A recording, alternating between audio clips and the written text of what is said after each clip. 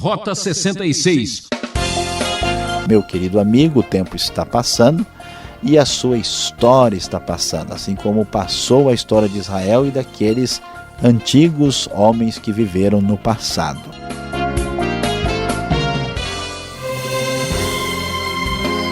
Hoje as águas vão rolar aqui no programa Rota 66, na série de estudos bíblicos no livro de Josué. Destacamos os capítulos 3 e 4. O assunto da aula do professor Luiz Saião: quando a correnteza parou. Por que parou? Parou por quê? Você já sabe. Nosso rally passa por todos os obstáculos. Coragem, vamos em frente.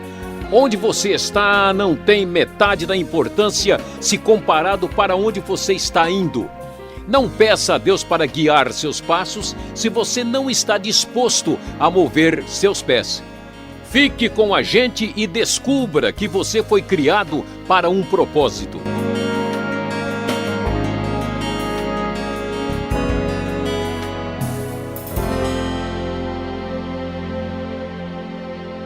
Devemos nos lembrar que Josué, com todo o exército de Israel, está na Transjordânia, do lado de lá do Rio Jordão, se preparando para atravessar o rio e chegar à terra de Canaã propriamente dita. E então o texto da Nova Versão Internacional, no capítulo 3, vai nos informar que logo cedo de manhã Josué parte com todos os israelitas e agora vão atravessar o rio.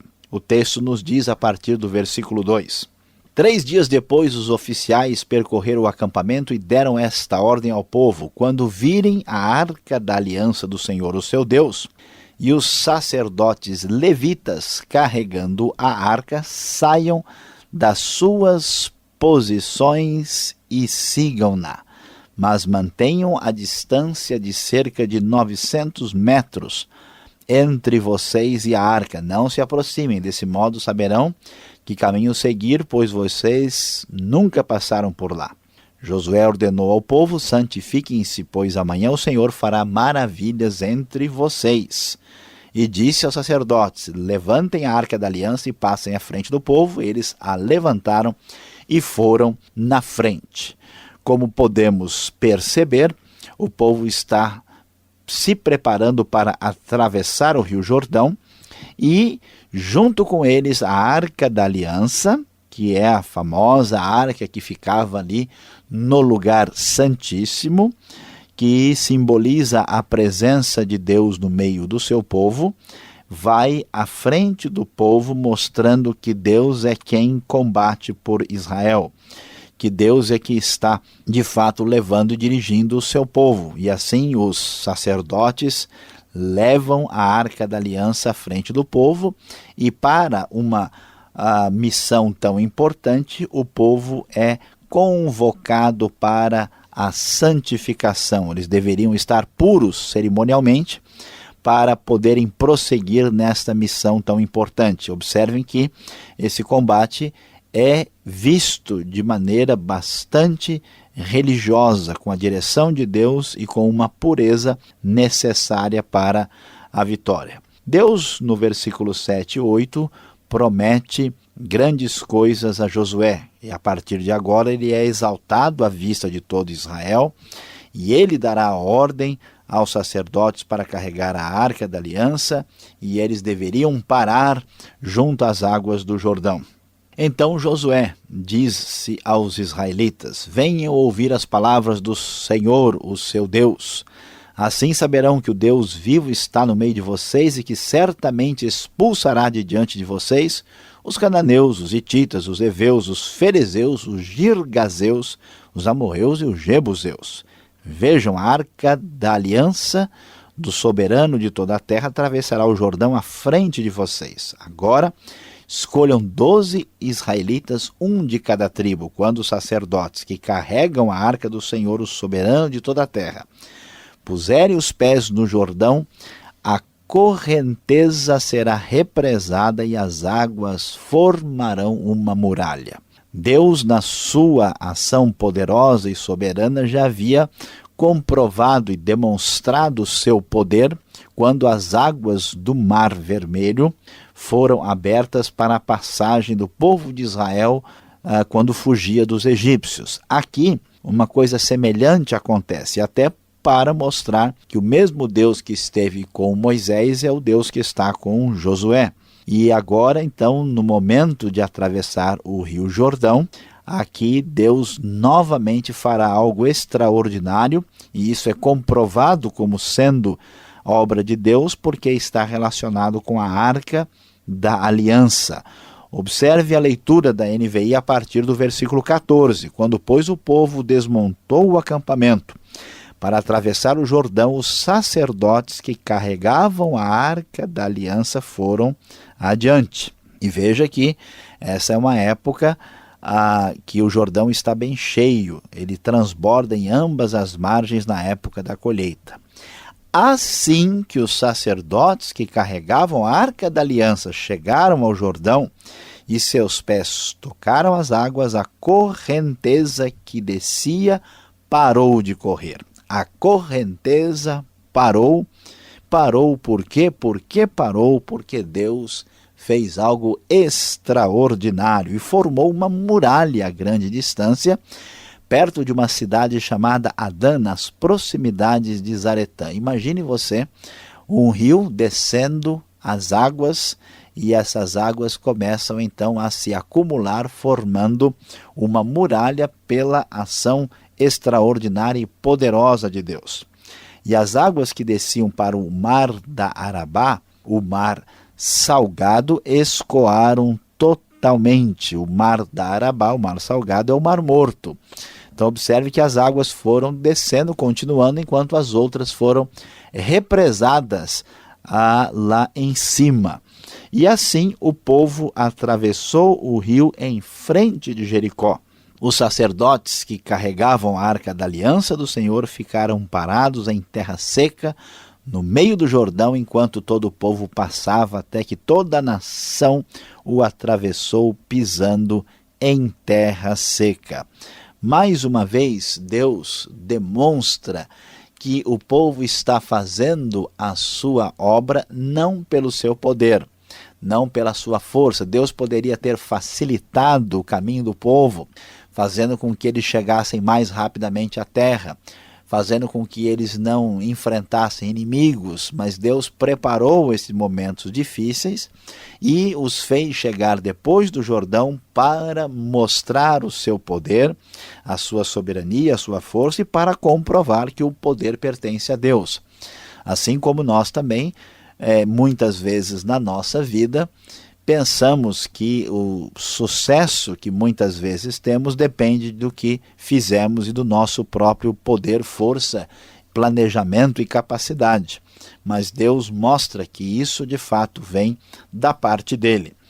Capítulo 4 começa então a falar sobre a importância histórica desse grande acontecimento. Esse grande milagre não pode cair no esquecimento. Assim, o texto da NVI, então, nos diz: quando toda a nação terminou de atravessar o Jordão, o Senhor disse a Josué: escolha 12 homens dentre o povo, um de cada tribo, e mande que apanhem 12 pedras no meio do Jordão, do lugar onde os sacerdotes ficaram parados. Levem-nas com vocês para o local onde forem passar a noite. Josué convocou os 12 homens que escolhera, dentre os israelitas, um de cada tribo, e lhes disse: passe adiante da arca do Senhor, o seu Deus, até o meio do Jordão, ponha cada um de vocês uma pedra nos ombros, conforme o número das tribos dos israelitas. Elas servirão de sinal para vocês. No futuro, quando seus filhos lhes perguntarem o que significam essas pedras, respondam que as águas do Jordão foram interrompidas diante da arca da aliança do Senhor. Quando a arca atravessou o Jordão e as águas foram interrompidas, essas pedras serão memorial perpétuo para o povo de Israel.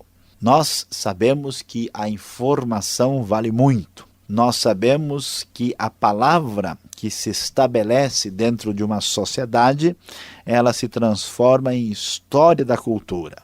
Muitas coisas boas e maravilhosas são deixadas para trás porque sequer são compartilhadas. E às vezes outras coisas tão perniciosas e problemáticas se tornam, vamos dizer, expressivas e dominantes na história de uma cultura. Aqui Deus está dizendo: aprendam a lembrar do passado e a lembrar dos atos poderosos de salvação e livramento que são feitos pelo poder de Deus. Veja que o povo não poderia tratar esse grande milagre extraordinário de qualquer maneira. Por isso, cada uma das tribos coloca uma pedra. As 12 pedras são ali um memorial, uma recordação histórica, um monumento para lembrar do que Deus fez em favor do seu povo milagrosamente no leito do Rio Jordão na época da cheia. E os israelitas fizeram como Josué lhes havia ordenado. Eles apanharam 12 pedras do meio do Jordão, conforme o número das tribos de Israel, como o Senhor tinha ordenado a Josué, e as levaram ao acampamento onde as deixaram. Josué ergueu também 12 pedras no meio do Jordão. Vejam que foram 12 no acampamento e 12 no Jordão, no local onde os sacerdotes que carregavam a Arca da Aliança tinham ficado, e elas estão lá até hoje. E o texto, então, ainda irá nos informar outras coisas importantes desse processo. Os sacerdotes, então, que carregavam a arca, permaneceram em pé no meio do Jordão, parados, esperando o momento, até que o povo fez tudo o que o Senhor ordenara a Josué por meio de Moisés, e o povo atravessou apressadamente. Imagina só entrar naquele leito de rio, vendo aquelas águas paradas, né, aquelas águas represadas, e qualquer vacilo, será que essas águas voltam todas de uma vez, rapidamente? Não é à toa que o povo tem atravessado depressa, né? O que pode acontecer se houver qualquer tipo de falha nessa situação? Quando o povo acaba de atravessar, os sacerdotes passam para o outro lado, e os homens das tribos de Ruben, Gad e da metade da tribo de Manassés atravessaram preparados para lutar à frente dos israelitas, conforme tinha sido a orientação de Moisés. Cerca de 40 mil homens preparados para a guerra passaram perante o Senhor na direção de Jericó. Naquele dia o Senhor exaltou Josué à vista de todo Israel, e eles o respeitaram enquanto viveu, como tinham respeitado Moisés. E assim o texto caminha para o seu desfecho quando Deus ordena que os sacerdotes saiam do Jordão. E o texto da NVI nos diz: quando os sacerdotes que carregavam a Arca da Aliança do Senhor saíram do Jordão, preste bem atenção, mal tinham posto os pés em terra seca, as águas do Jordão voltaram ao seu lugar e cobriram como antes as suas margens. Muitas pessoas talvez duvidem do milagre feito por Deus, da intervenção na natureza, mas o texto deixa claro que o que provocou a retenção das águas e depois a vinda de toda a correnteza foi a presença da Arca da Aliança e o movimento dos sacerdotes. E assim, então, o povo chega a Gilgal, saindo do rio, e a ordem de Deus é: olha, no futuro, vamos preservar essa história.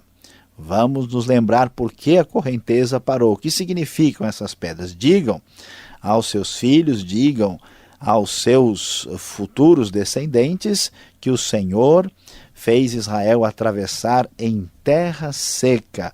O Senhor, o seu Deus, e observe, versículo 23 diz: fez com o Jordão, como fizera com o Mar Vermelho, quando secou diante de nós até que o tivéssemos atravessado. Assim, ele fez para que todos os povos da terra saibam que a mão do Senhor é poderosa, e para que vocês sempre temam o Senhor, o seu Deus. Que Deus abençoe o nosso coração depois de termos estudado a travessia do Jordão.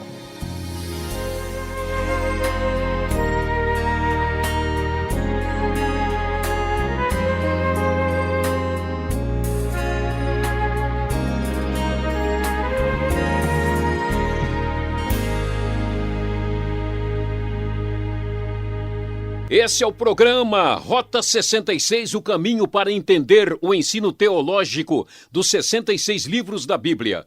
Estamos na série Josué, hoje nos capítulos 3 e 4. Tema da aula de hoje, quando a correnteza parou. Por que parou?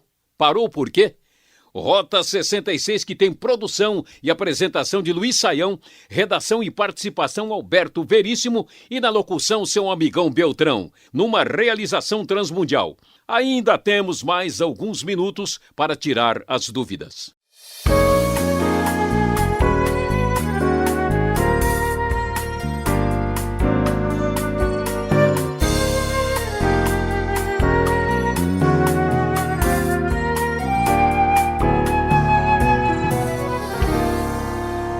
Você que está acompanhando o estudo de hoje, quando a correnteza parou, parou por quê? O mestre Saião já está aqui para responder as perguntas. Eu começo primeiro questionando este milagre. O Jordão não era um rio raso, professor Saião? Será que este milagre assim não foi assim tão importante ou um exagero da pessoa que escreveu ou quis narrar essa história? Pois é, pastor Alberto, de fato, muitos críticos com relação à Bíblia têm duvidado bastante se isso que aconteceu aqui foi de fato um milagre. De fato, o Jordão não é um rio tão grande, é um rio limitado. Em alguns lugares de passagem, o rio chega a ter apenas 1 metro, e muita gente acha que isso não faz tanto sentido assim, considerar um milagre. Mas a questão que tem que ser percebida é a seguinte: o texto faz questão de enfatizar o que aconteceu como sendo um milagre. E aí nós temos que tomar a seguinte atitude: ou eu aceito o texto, ou eu faço o julgamento do texto a partir da minha perspectiva. O texto, ele não fala assim, vamos dizer, superficialmente sobre o que aconteceu. Ele diz, olha, era a época da colheita, o Jordão estava transbordando, ele sinaliza um lugar que não é um lugar tão simples de passar e de atravessar, e diz que foi um milagre, que a água parou, que o resto escoou, diz que a água empilhou, né, como muralha, e que isso aconteceu quando os sacerdotes de Israel tocaram na água. Quando eles saíram, imediatamente as águas voltaram, e faz questão de sinalizar que esse milagre é semelhante ao do Mar Vermelho. Portanto, é uma questão da pessoa acreditar ou não acreditar. O que não dá para dizer que a narrativa bíblica possa ser vista de uma forma que não seja miraculosa. Ela tem a intenção de dizer que foi milagre. Olha, o pé de um sacerdote é melhor que um dique, né? Nessa situação, represou legal. Agora, o capítulo 4, lá no verso 9, mostra Josué levantando 12 pedras, aquela coisa toda.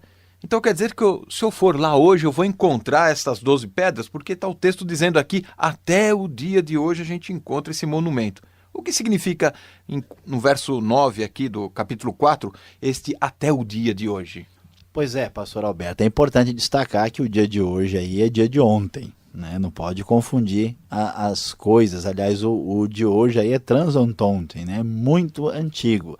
Por que aparece essa frase, né, e aparece aqui em Josué? É uma sugestão muito razoável de que o livro passou por um processo editorial ou mesmo foi redigido um pouco mais tarde, porque aquilo que aconteceu foi escrito posteriormente, aquilo sobre o assunto. E o autor, né, ou o editor, ele está dizendo o seguinte: olha, essas pedras ainda estão lá. Nós não temos os detalhes, como nós falamos, né? Sabemos que o livro de Josué tem que ser do século 13 a.C. para frente. Alguns o colocam na época da monarquia, outros colocam na época mais antiga, e até outros numa época muito mais recente, mas a frase quer dizer isso. E se a gente for lá, a gente não vai encontrar essas pedras, porque já faz bastante tempo que isso aconteceu. As pedras rolaram mesmo. No verso 13, andando um pouco mais para frente aqui no nosso estudo, a gente vai encontrar um exército, né, os combatentes de guerra de Josué. Mas o texto diz que eram 40 mil. Esse número é literal, porque é um número meio baixo para um exército tão poderoso assim, né? Pois é, nós temos algumas dificuldades, talvez esse número se refira apenas às 2,5 tribos que são mencionadas, talvez seja um número que se refira ao número maior, né, porque o texto nos diz no versículo 12, né, que eram os homens de Ruben, Gad, metade da tribo de Manassés. Talvez a referência possa envolver mais gente, mas o problema que temos aqui é semelhante ao que acontece em Números. Pode ser que 40.000 signifique 40 destacamentos, 40 grupos, por causa da dificuldade de interpretar essa palavra 1000. Então, o número pode ser literal, mas também pode não ser, e nós ainda não temos uma resposta definitiva para ter a contabilidade aí encerrada nessa questão. Deve ser a SWAT do Josué, né? Uma polícia especial aí no caso. Fechando o nosso assunto aqui, por que Deus fez tudo isso? Não é estranho, Sayão? De repente, mais uma vez o povo tem que passar no meio das águas, destruir, invadir. Não é estranho todo esse acontecimento? Qual o propósito de mais uma vez as águas se separarem para o povo passar? Olha, pastor Alberto, o problema é que tanto os povos da terra como Israel têm se esquecido de quem Deus é. E Deus é o Senhor da guerra, e a Arca da Aliança prova a sua presença nas batalhas de Israel, batalhas vencidas aqui, e vamos descobrir que o versículo 24 responde a isso. Deus fez isso para que todos os povos da terra saibam que Ele é poderoso, reconheça o seu poder e, principalmente, também para que Israel, o povo da aliança, não só reconheça, mas que eles aprendam a temer, né, respeitar, adorar o Deus verdadeiro, para que ele fosse devidamente reconhecido, aclamado e temido. Muito bem, Sayão, obrigado pela explicação. Olha, o estudo está ficando interessante daqui para frente, muito mais aventura para você. Por enquanto, segure mais um pouco, vem agora a aplicação do estudo para você.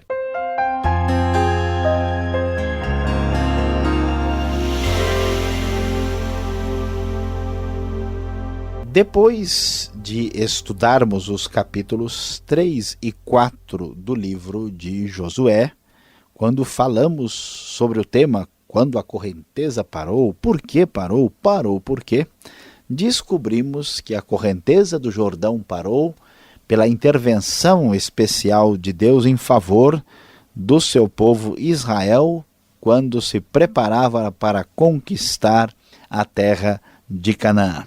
E a grande verdade que descobrimos nesse texto é que Deus é o Senhor da história e Deus intervém na história. Muitas vezes nós ficamos desanimados porque imaginamos que as coisas estão acontecendo única e exclusivamente a partir das decisões humanas. Muitos de nós, até mesmo na Igreja de Cristo, perdemos a perspectiva de que Deus é um Deus que se revela na história e age na história.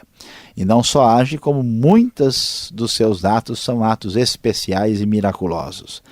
Deus deixou registrado e firme os seus atos de intervenção, os seus atos de salvação na história para nos mostrar que tipo de Deus Ele é. Um Deus poderoso, mas também um Deus bondoso que intervém em favor do seu povo.